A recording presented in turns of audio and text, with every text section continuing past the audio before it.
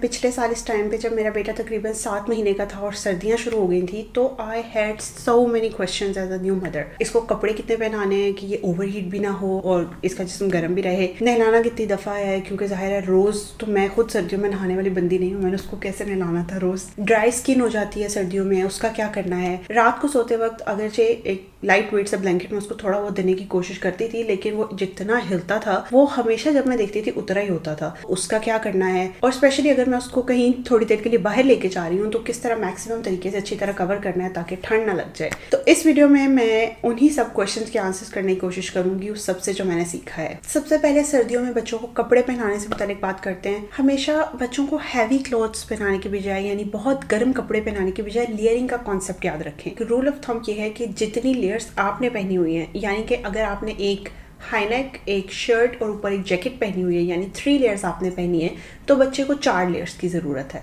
That's it. और इस तरह जब भी लेयर्स में कपड़े पहनाएं तो ध्यान रखिए कि जो सबसे अंदर वाली लेयर है जो डायरेक्टली जिस्म को टच कर रही है वो हमेशा ब्रीदेबल फैब्रिक की हो, कॉटन हो यानी सूती कपड़ा, और जितने भी वुलन क्लॉथ्स आपने पहनाने हैं वो उसके ऊपर हों। ऊनी कपड़े जब डायरेक्टली बच्चे के जिस्म के साथ कांटेक्ट में आते हैं तो वो स्किन इरिटेशन स्पेशली रैशेस वगैरह कर सकते हैं। इसलिए बाजू का तो ये भी रिकमेंड किया जाता है कि अगर आपने जो सबसे निचली लेयर यानी कॉटन का जो भी सूट पहना है वो इतना है कि बच्चे की गर्दन उससे कवर नहीं हो रही, लेकिन जो ऊपर आप वूल की जैकेट या स्वेटर वगैरह कुछ भी पहनाएंगे वो उसकी जिप यहाँ तक आ जाएगी, तो बच्चे की गर्दन को कवर करने के लिए आप अंदर एक कॉटन का बिब जरूर लगा दें। उससे ये होगा कि डायरेक्टली नेक की स्किन जो देखने में हमें बहुत थोड़ी सी लग रही है वो भी वूलन कपड़े से इन टच में नहीं आएगी और रैश वगैरह नहीं होंगे। बाहर के मुल्कों में क्या होता है कि घर में सेंट्रल हीटिंग होती है तो घर गर्म होता है, लेकिन पाकिस्तान, इंडिया जैसे मुल्कों में जहाँ पे जब तक हीटर ना लगाएं बहुत ठंड रहती है घर के अंदर भी, वहाँ पे बच्चे को सॉक्स, मिटन्स और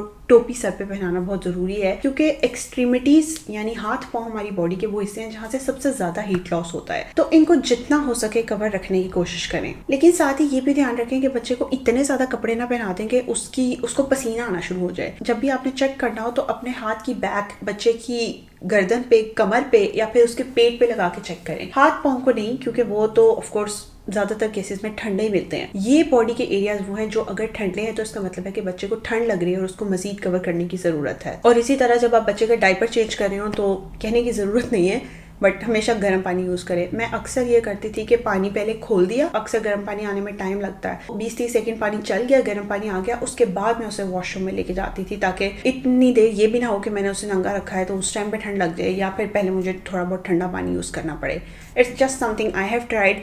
वाइप्स अगर आप यूज़ करें तो वो तो रूम टेम्परेचर पे भी ठीक है। मेरा ये बिल्कुल मतलब नहीं है कि you need to buy a wipe warmer. अच्छा, रात को जब बच्चे को सुलाना हो तो जितना कमरा गर्म रखने की कोशिश कर सकते हैं ना करें। इसके लिए एक इंपॉर्टेंट चीज़ जिसने मुझे बहुत तंग किया कि दरवाजे के नीचे ज़रा सा गैप होता था या खिड़की में ज़रा सा गैप होता था जिससे एकदम बहुत ठंडी हवा आती थी, तो उस पे कोई मैट वगैरह या इवन नॉर्मल कपड़ा ही टॉवल वगैरह फोल्ड करके रख दें ताकि वो सील बंद हो जाए और वहाँ से एटलीस्ट रात को ठंडी हवा ना आए, तो कमरे का टेम्परेचर काफ़ी हद तक जो है वो मेंटेन रहेगा। अपने लिए बेशक आपने भारी रज़ाई या जो भी लेना है लें, लेकिन बच्चे के लिए जो भी ब्लैंकेट होना वो लाइट वेट और ब्रीदेबल सा हो और साइज़ में भी बच्चे के ही कंपैरेटिव, ताकि बच्चा उससे खुद एडजस्ट कर सके।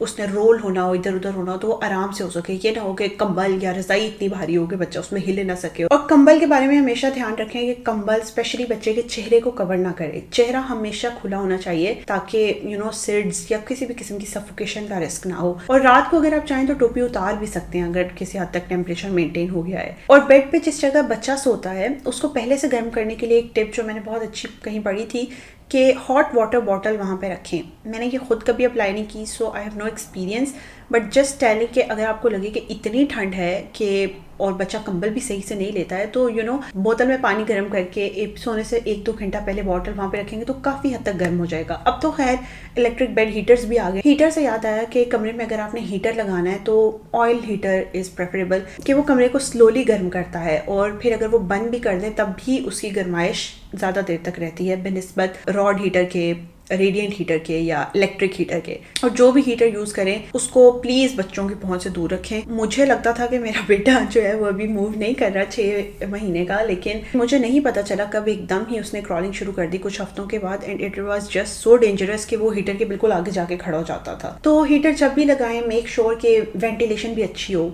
ह्यूमिडिफायर परचेज कर सकते हैं तो वेल एंड गुड, वो ड्राइनेस को बहुत हद तक प्रिवेंट करेगा। नहीं तो आप एक सिंपल बड़े से देगचे में या बाउल में पानी जो है वो हीटर के आगे रख दें, वो भी सेम इफेक्ट करता है। अब कुछ जनरल स्किन केयर और नहलाने की बात कर लेते हैं। मसाज गर्मियों में हम हमेशा नहलाने से पहले करते हैं, लेकिन सर्दियों में प्रेफरेबली नहलाने के बाद करें और आइडियली रात को बिल्कुल सोने से पहले। मैंने जब भी मसाज यूज़ किया है उसके लिए कोकोनट ऑयल यूज़ किया है, और कोकोनट ऑयल तो आपको पता है नॉर्मल टेम्परेचर पे ही सर्दियों में जम सा जाता है, तो फिर उसको पहले पिघलाने के लिए यानी वो ल्यूक वार्म सा हो जाता है, नीम गर्म जिसे कहते हैं। इसके अलावा आप दूसरे ऑयल्स यानी आलमंड ऑयल सेफली यूज़ कर सकते हैं। प्लीज़ सरसों का तेल यानी मस्टर्ड ऑयल या ऑलिव ऑयल मसाज के लिए नहीं यूज़ करें। रिसर्च ने प्रूव किया है कि it is not healthy for babies to get massage with it. और सर्दियों में मालिश करते वक्त पूरा नंगा करने की भी ज़रूरत नहीं है। आप कपड़ों के अंदर से या ऊपर कंबल देके भी आराम से मालिश कर सकते हैं, या इस तरह कर सकते हैं कि पहले शर्ट ऊपर की, पेट पे मसाज कर लिया, फिर एक बाजू एक किया, फिर वहाँ पे मसाज कर लिया, ताकि उसके जिस्म की जो हीट है अंदर वो मेनटेन रहे। और ज़्यादा देर तक भी मसाज करने की ज़रूरत नहीं है, 5 से 10 मिनट इज़ मैक्सिमम, इतना कि वो बच्चे का ब्लड फ्लो और सर्कुलेशन मेनटेन कर दे, तो दैट्स इनफ। अब नहलाने की बात करते हैं। हर रोज़ बिल्कुल भी नहलाने की ज़रूरत नहीं है, एक दिन छोड़ के एक दिन या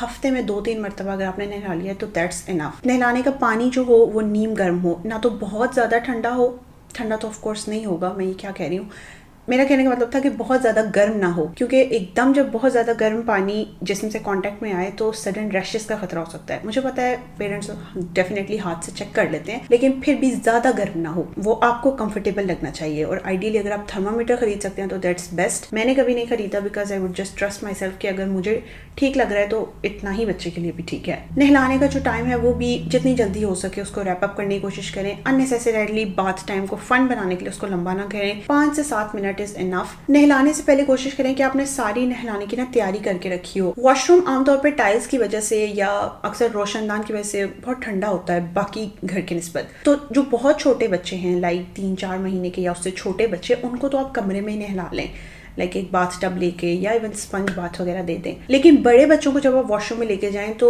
इससे पहले देगचे में चूल्हे पे पानी गर्म करके पानी वॉशरूम में ले जाएं कि उसकी भाप ज़रा वॉशरूम को गर्म कर दे। हीटर अगर आपका मूवेबल है तो उसको ज़रा वॉशरूम के करीब, अंदर नहीं ऑफ कोर्स, रख दें ताकि वॉशरूम में या एटलीस्ट उस कमरे में जिसके साथ वॉशरूम अटैच्ड है स्पेशली गर्म हो जाए। और एक और बात जो मैंने अपनी अम्मी से सीखी थी कि वो जब छोटे होते हमें नहलाती थी तो सब चीज़ें पहले से कमरे में तैयार करके रखती थी। जब भी हमें नहलाना होता था तो हमने नहाने के बाद जो कपड़े पहनने हैं, सॉक्स अगर पहननी है, बाल ड्राई करने के लिए हेयर ड्रायर होता था, कंबल में बैठना है, तो वो सब एक जगह पे ऑर्गेनाइज होता था कि जो ही हम नहा के आएँ यानी वो हमें नहला के लाएं तो उसके बाद जल्दी से टॉवल से साफ करके हम कपड़े पहन के वहाँ कंबल में बैठ जाएं। तो यही चीज़ छोटे बच्चों के लिए भी है कि उनका टॉवल, पैम्पर, जितने भी कपड़ों की लेयर्स आपने पहनानी है, सॉक्स, मिटन्स, वो सब कुछ आपने पहले से ऑर्गेनाइज करके रखा हो।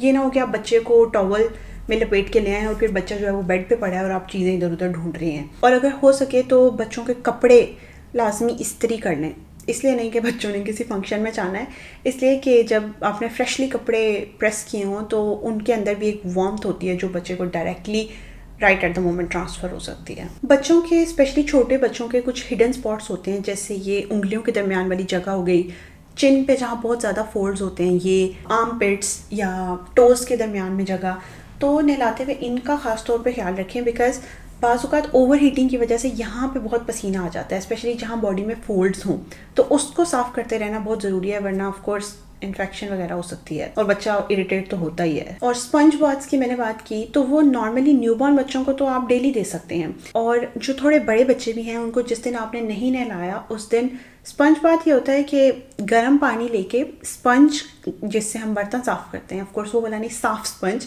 उसमें गर्म पानी में निचोड़ के बच्चे के जिस्म पे आराम से फेर दिया जाए। छोटे बच्चों के लिए बहुत इफेक्टिव है कि एक कमरे में ही जहाँ पे हीटर या इन्वर्टर लगा हो, कमरा गर्म हो, वहीं आप बच्चे को नीचे टॉवल पे, कारपेट पे या बाथ टब पे लिटा के स्पंज बाथ दे सकते हैं। इससे हाइजीन भी मेंटेन रहती है और बच्चे को इतना ठंड लगने का या वो जो सारा प्रोसेस है कि वॉशरूम में लेके जाना आना, वहाँ पे जो टाइम और एनर्जी लगती है वो नहीं होता, और it's very good and safe for babies. सर्दियों में जब भी मैं अपने बेटे को नहलाती थी, और जब तक मुझे ये पता नहीं था ऑफ कोर्स कि बहुत ज़्यादा गर्म पानी भी बच्चों के लिए अच्छा नहीं है, तो उसकी स्किन बहुत ज़्यादा रेड हो जाती थी और फिर बाद में ड्राई भी, कुछ देर के लिए रहती थी और फिर ठीक हो जाती थी। तो इसीलिए बच्चे की स्किन को रेगुलरली हाइड्रेट करना बहुत ज़रूरी है। खासतौर पर नहलाने के फ़ौरन बाद मॉइस्चराइज करें। कोई भी नेचुरल मॉइस्चराइज़र, मैं तो इसके लिए भी कोकोनट ऑयल यूज़ करती थी, लेकिन इसके अलावा वही आलमंड ऑयल या एनी बेबी सेफ लोशन। इसके इंग्रेडिएंट्स की लिस्ट है, वो आपको यहाँ पे मैं दिखा दूंगी कि वो कौन से इंग्रेडिएंट्स हैं। आई गेस सल्फेट्स जो थी, अब मेरे ज़हन में मिक्स हो रहा है कि कौन से थे जो होने चाहिए और कौन से नहीं होने चाहिए। तो I just put a list here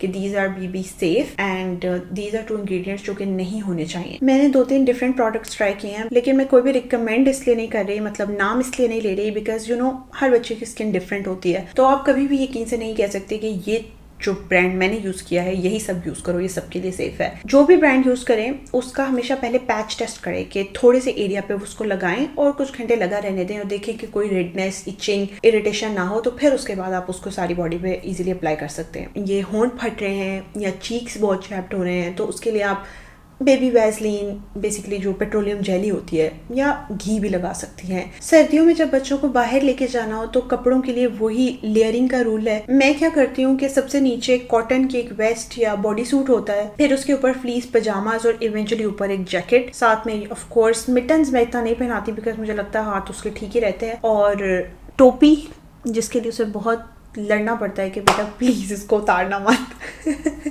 लेकिन फिर मैं उसे जैकेट से भी कवर कर देती हूँ। बाज़ का तो मैंने वो स्ट्रैप्स वाली भी लेने की कोशिश की है, बट जब से उसे पता चला कि वो ऐसे खींच के उतार देता है तो वो हमेशा उसके हाथ में ही होती है। और बाहर लेके जाने के लिए इतना तैयार करने के बावजूद भी कुछ और स्टेप्स हैं जिनका मैं ख्याल रखती हूँ कि बस बीमार ना हो किसी तरह एक तो कोशिश करें बहुत ज़्यादा क्राउडेड हुजूम वाली जगहों पे ना लेके जाएं, बिकॉज ठंड बाहर जाने से नहीं लगती, ठंड वायरल एक्सपोजर से लगती है। तो जहाँ पे बहुत ज़्यादा लोग हों, जैसे प्ले एरियाज हो गए, पार्क्स, प्ले ग्राउंड्स, कोई भी जगह जहाँ पे लोग बहुत ज़्यादा हों, तो यू नेवर नो कि किसको था और किससे किसको लग गया। रिश्तेदारों को कहना बहुत मुश्किल है, आई टोटली अंडरस्टैंड दैट, लेकिन उनकी गोद में बार बार ना बैठे, स्पेशली अगर किसी को ऑलरेडी नज़ला, खांसी, जुकाम, बुखार वगैरह है। और ऑब्वियसली बात है कि बाहर से आएँ तो हाथ धो लें, सैनिटाइजिंग वाइप्स वगैरह यूज़ कर लें। बच्चों की इम्यूनिटी इंप्रूव करने के लिए उनकी डाइट का अच्छा होना बहुत ज़रूरी है। बच्चा अगर छोटा है 2 साल से, स्पेशली 6 महीने से, तो breast feeding is the best. एक ये पता नहीं कहाँ से मिसकॉन्सेप्शन आ गई है कि दूध जो है, बॉटल में दूध, चाहे वो फॉर्मूला हो या ब्रेस्ट मिल्क किसी ने रखा हो, उसको कभी भी माइक्रोवेव में गर्म ना करें। I just want to assure कि माइक्रोवेव में करने से होता ये है कि माइक्रोवेव अनइवनली गर्म करता है। हो सकता है कहीं से ज़्यादा गर्म हो, कहीं से ठंडा। तो इसका आसान सा हल ये है कि आप माइक्रोवेव में गर्म करने के बाद उसको थोड़ा सा स्टिर कर लें चम्मच से, तो it would just be fine. वो हीट इवनली डिस्ट्रीब्यूट और स्प्रेड हो जाएगी। इसी तरह बच्चा अगर सॉलिड्स खाने लग गया है तो स्पेशली सूप्स वगैरह उसे इंट्रोड्यूस कराएं। जो भी सीजनल फ्रूट्स हैं, किन्नू, गाजरें, वो भी खिलाएं। और विटामिन डी देना ना भूलें, क्योंकि सर्दियों में सूरज तो बहुत कम निकलता है। ये सब वो प्रिकॉशनरी मेजर्स हैं जो आप ले सकते हैं टू मेक श्योर कि बच्चा बीमार ना हो। लेकिन फिर भी अगर बीमारी को तो ज़ाहिर है आप नहीं कंट्रोल कर सकते, कोई भी आपको सिम्टम वगैरह नज़र आते हैं तो do consult your paediatrician. Hopefully वो एक आम सी वायरल बीमारी होगी और बच्चा 3-4 दिनों में या मैक्सिमम हफ्ते में ठीक हो जाएगा।